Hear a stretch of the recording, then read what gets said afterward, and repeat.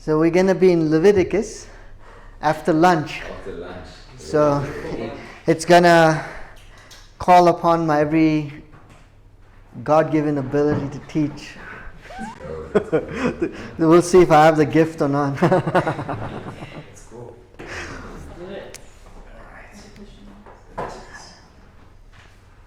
So as we look at the hermeneutic triad and we look at Leviticus, it's a continuous story from Exodus 19 through Leviticus all the way through to Numbers 10 verse 11. So when you even read through, if you read through from that whole section, it'll give you the kind of big picture of all what's taking place post exile or post return from Egypt or post escape from Egypt.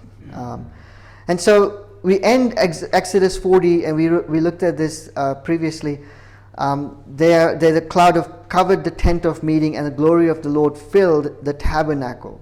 So here we have God residing with His people. And the very next chapter and verse is the Lord called to Moses and spoke to him from the tent of meeting. He said, "Speak to the Israelites and say to them, when anyone among you brings an offering to the Lord, bring as your offering an animal from either the herd or the flock." See, in other words, now that God's now residing with His people, how are you to enter the presence of the Lord? And that's really a big part of Leviticus, is how do we do that? And as we saw this earlier, "I am the Lord who brought you out of Egypt to be your God, therefore be holy, because I am holy." And that word holy is being set apart. And so as we read through Leviticus, the why is so important. And as I mentioned before, we read these verses through individualistic lens. And when we read it through communal lens, it makes more sense. This is written to a community, to God's people. And so let's look at some of the whys on the book of Leviticus. In Leviticus 18 verse 3, "You must not do as they do in Egypt, where you used to live. And you must not do as they do in the land of Canaan, where I am bringing you. Do not follow their practices." So what can get lost as we read Leviticus is the why. The way they lived in Egypt, the practices of Egypt, or the practices of Canaan. Do not follow those patterns. That's what called out means, that's set apart means. You're called out from the world and how the world lives. And that goes back to Genesis 5 verse 3. When Adam had lived 130 years, he had a son in his own likeness, in his own image, and he named him Seth. And that's the image corruption I was referring to earlier. No longer is humanity in the image of God. It's now, its image has been corrupted. And that's Egypt, that's Canaan. And so, understanding Leviticus from an image-bearing perspective, how would Israel not follow the patterns of Egypt and Canaan? Now here's the key. Is Israel in the image of God, or is it in the image of Adam?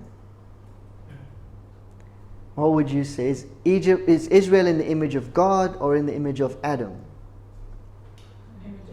Yes, and that's the big reason of why is failure to be God's image bearers necessitates sacrifice and Day of Atonement and all kinds of things in order to approach the holy God.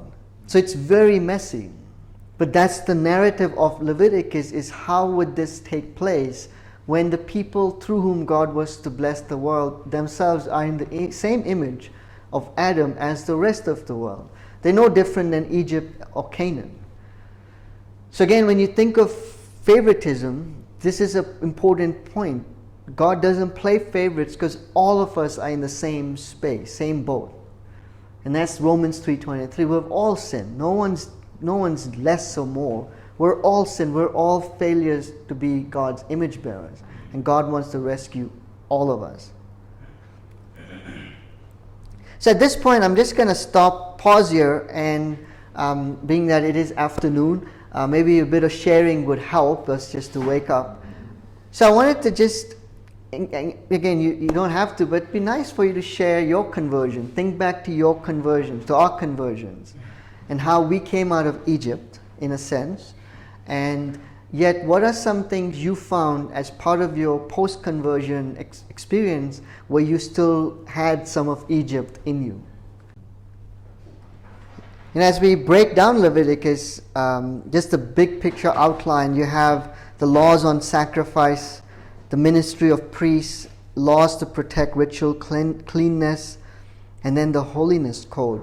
Again, keep that in mind as we're reading this. It's how can we live as image bearers? How can God's people, Israelites, live as image bearers? I'm sorry I said we, because again, that's a whole other topic of what is applicable in Leviticus to us and what's not. So I apologize for the wrong use of the word we. But that's what Leviticus is. How would Israelites who left Egypt can live as God's people? In other words, have Egypt get out of them. And when you look at laws of sacrifice, you have these instructions, these different offerings: burnt offering, grain offering, sin offering, guilt offering. And they all sound so foreign to us. They sound so weird. Like, why in the world do we need all these offerings? And we'll kind of look at it briefly in just a bit. But again, this is where we have to swim in their cultural rivers. And even as we read Leviticus, or as we help those in our ministry read Leviticus, that we help them navigate that we have to swim in their cultural river. So we don't join the wrong dots, so we don't impose our views on them and see them as silly or and that's one of the common things. Oh, they just believed in works-based salvation, where we believe in grace, and that's it's incorrect for one, but also it's oversimplifying, and it's disregarding the people of God from whom we can actually learn a whole lot. And then there's the ministry of priests, which we'll talk about a bit more, and the irony of the instructions here and the reality, and you'll see that in just a bit. And then the holiness code, and then that's when you have a lot of these laws that, again, for us seem archaic. But keep in mind, we're talking about community formation. Community formation, a community that lived as slaves and now are being formed into God's image-bearing community. I mean, I can make a joke, and I hope you take it as a joke. It's like we get upset about dating rules. Read Leviticus from that standpoint of how do we order community, And again, I'm not saying yay or nay for dating rules. I'm just saying, even as our community, we have things we do to organize our community. Think in those terms, that maybe helps. So let's talk about these offerings that seem so strange and archaic. So there's burnt offering, and the purpose of it is voluntary.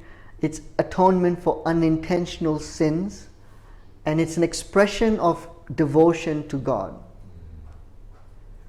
Again, I'll send these PowerPoint slides to you.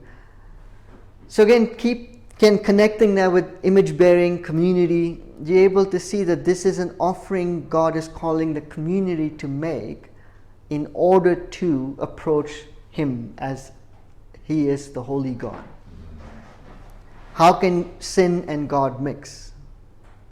When I was a young Christian, when I did finally read Leviticus, which probably was 4 years into my discipleship, what helped me was to read it with the lens of Jesus Christ. It's hard not to immediately kind of connect.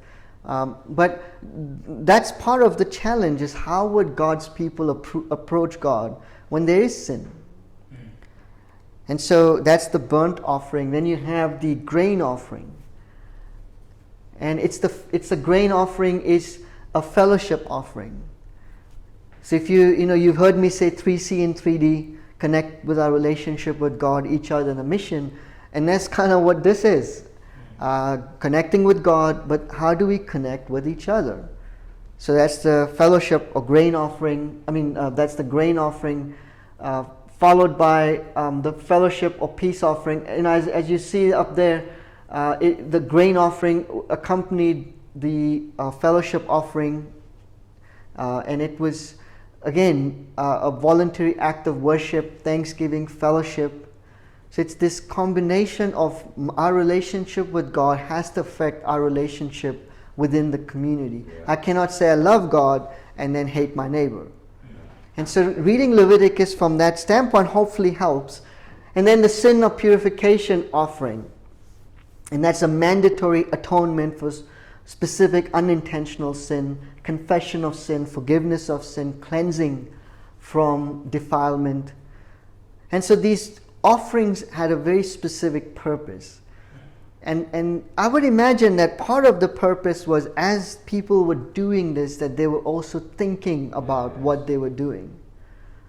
And you find the critique of offerings and fasting even in Prophet Isaiah, for example, where people were doing it without thinking, or they were doing it, but the reality that these offerings were supposed to point to was not there. So, for example, fasting would happen, but so would injustice. The neighbors were treated unfairly, or the poor were not treated well, or marginalized were not taken care of. So again, keep in mind, because these things, when we read them, they can seem so ritualistic and dull and boring, but they're meant to help people think about how to be with God, how to be with each other, and to help, in a sense, help repent, help bring about that change, that inner transformation. And then there's the guilt offering. It's the mandatory atonement for unintentional sins. And this one required restitution. You had to pay a 20% fine. And again, what do you think could be the purpose of paying the 20% fine?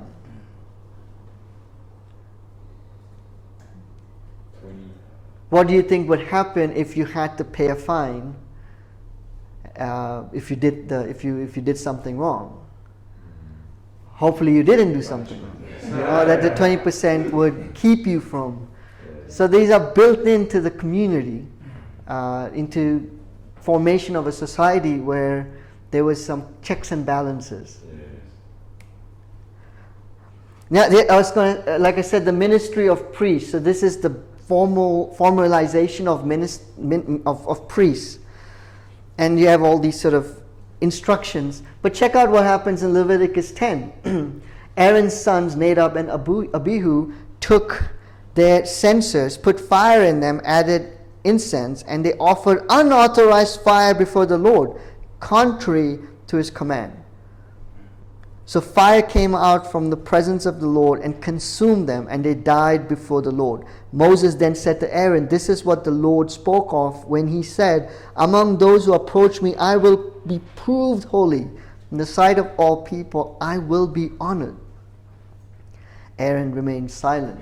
So you have these instructions given to the priests on how to conduct themselves. And the very next thing you find is Aaron's sons violating those very instructions.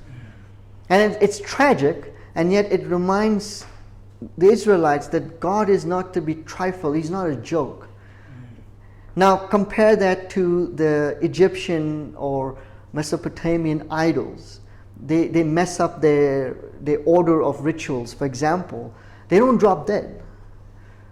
Now, a lot of that is just fear. Oh, the gods will be upset if I didn't do this, and so on.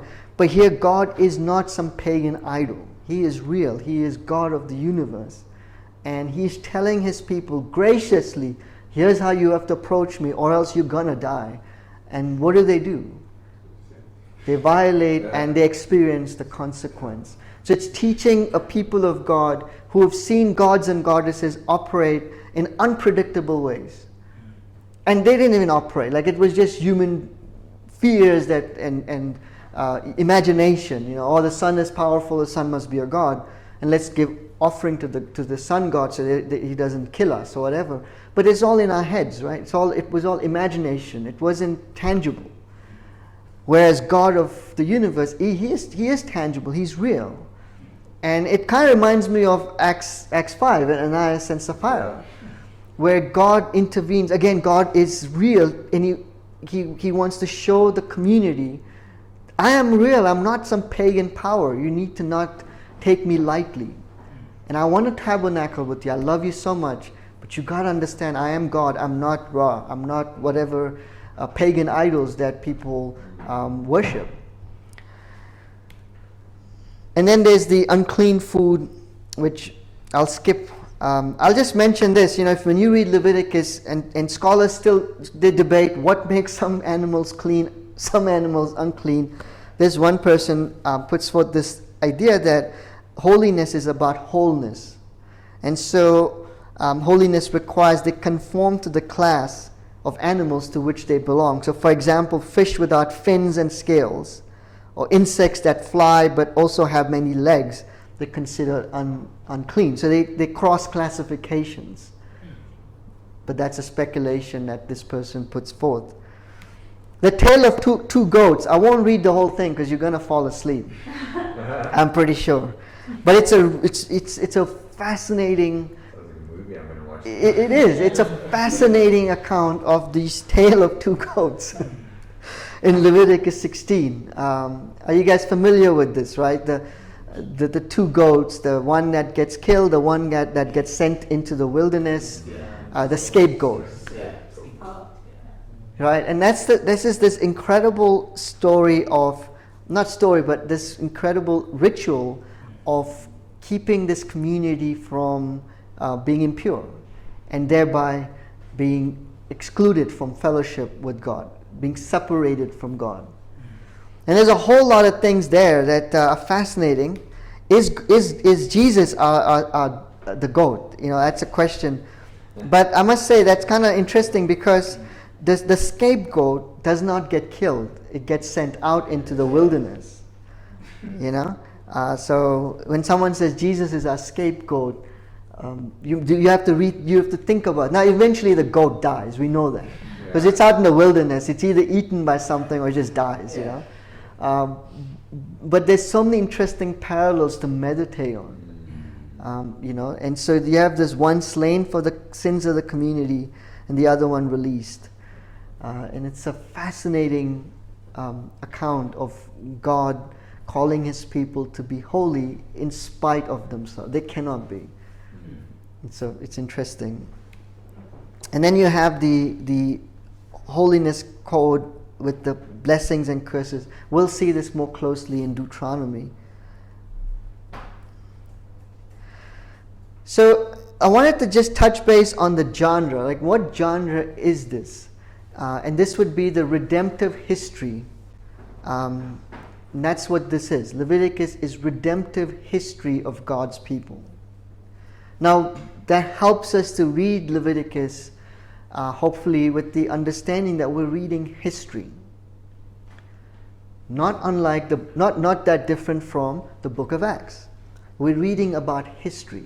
And when we did book of Acts, we spoke about is it a prescriptional or is it descriptional? Right? And so that's the same idea. Is Leviticus a prescription, something go do likewise, or is Leviticus description of redemptive history? Which one do you think Leviticus is? Is it a prescription or is it a description? It's prescription. Sorry? So there's prescription, one says prescription, one says description. It's for room. Yeah, I think it was prescriptive for the original audience. Yes. Descriptive. Great. We want to make it prescriptive for you.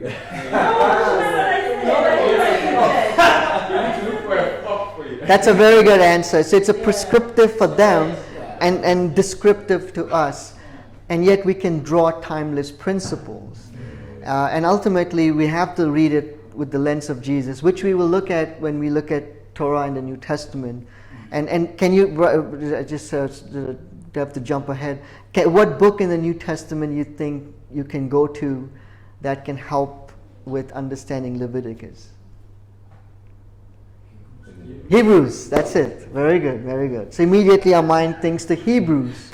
So the theology of Leviticus, again, is the connection with God. I will walk among you and be your God, and you will be my people. Leviticus 26 verse 12. Again, it's so important to keep this in mind, or else we can reduce these rituals to legalism. And that's not what's happening here at all. It's actually about relationship. And God is calling His people to have a relationship with Him, and He's doing everything to equip them to have a relationship. Because one thing God can't do, it's mix with sin. Yeah. Cannot happen. It's oil and water. But He still wants a relationship. Leviticus 19 verse 18. Do not seek revenge or bear a grudge against anyone among your people, but love your neighbor as yourself. I am the Lord. Hopefully this reminds us of a command Jesus gives, right? Or the greatest commandment, right? So it's high connection with God's people. And that's the 3C and 3D. It's not my invention, it's in the Bible. Our relationship with God has to bear impact in our relationship with each other. It has to. I cannot do one without the other. It's not possible. And then high connection with mission. This is hard to see perhaps, but it is. It's I am the Lord your God who brought you out of Egypt to give you the land of Canaan to be your God. There is a missional component to Leviticus. God is calling His people to be His people, to live as His people, and to send them out into the world so that they can model to the world what it looks like to be God's people. And we'll see that when we look at Deuteronomy, how the law is about making God's people wise to live as God's people. So there's a very high missional component to Leviticus that often gets missed. And I think it got missed even for them, so we shouldn't feel so bad. They didn't quite grasp that missional component as clearly as God would have liked them to. I'm sending you out to live as my people, to show the world. And that's why the laws was so much about governance. How do we be an organized community and treat one another justly, and treat the marginalized in a way that is God glorifying. And here we go with the missional. I included this one to Leviticus 19. When a foreigner resides among you in your land, do not mistreat them. The foreigner residing among you must be treated as your native born. Love them as yourself. Why? For you were foreigners in Egypt. I am the Lord your God. This is that's missional. So then Yahweh gets proclaimed. And this would be quite a countercultural instruction. Treat the foreigner well. So here I have a little diagram of pendulum swing. Again, we can read this either being ultra communal. In other words, we look all of this and reduce the individual to the community. Or we can be extremely individualistic. And both are dangerous. Leviticus is both corporate, but it's also individuals within the corporate who make choices. Some good, some not so good. And we just looked at Aaron's sons. Those two made choices. That was not God glorifying. And then you have individuals making choices that are God glorifying. And we see that even in Numbers. You have Caleb and Joshua. They make the choice to stand up for the Lord and obey Him. And then you have those who don't. Why is this important? Because if we don't carefully navigate, we can collapse everything into some kind of ultra-communism. Where, for example, this room, I can be the disobedient one, but I just latch on to the community and believe that just because I'm part of this community, I'm right with God. Or I can go highly individualistic, where I'm just excluded from the community, and so me and God we're good. We don't need the community. And Leviticus challenges us on both fronts. It's individuals within the community that have to make choices. And there's high challenge. This is just tragic. Leviticus 24. Now the son of an Israelite mother and an Egyptian father went out among the Israelites, and a fight broke out in the camp between him and an Israelite. The son of the Israelite woman blasphemed the name with a curse. So they brought him to Moses. His mother's name was Shelomith, the daughter of Dibri the Danite. They put him in custody until the will of the Lord should be made clear to them. Then the Lord said to Moses, take the blasphemer outside the camp. All those who heard him are to lay their hands on his head, and the entire assembly is to stone him. Say to the Israelites, anyone who curses their God will be held responsible. Anyone who blasphemes the name of the Lord is to be put to death. The entire assembly must stone them, whether foreigner or native born. When they blaspheme the name, they are to be put to death. Now we read this in isolation and we're like, what in the world kind of madness is this? But when you read it, when you put it all together, this is highly challenging, and it's meant to be. Our relationship with God ought to challenge us, and we ought to take God seriously. Now, in their case, that meant literally dying, being physically stoned, because what would happen if they didn't deal with it in such a drastic manner? They would become, as it is, they're an image of Adam. They're going to become no different than Canaan or Egypt. And God is wanting to set apart a people for His very own. And so that's the theology of Leviticus. It is high connection. It is high challenge. And the question is, will they change? They left Egypt. Can Egypt leave them? Or will Egypt remain? And that's the next session.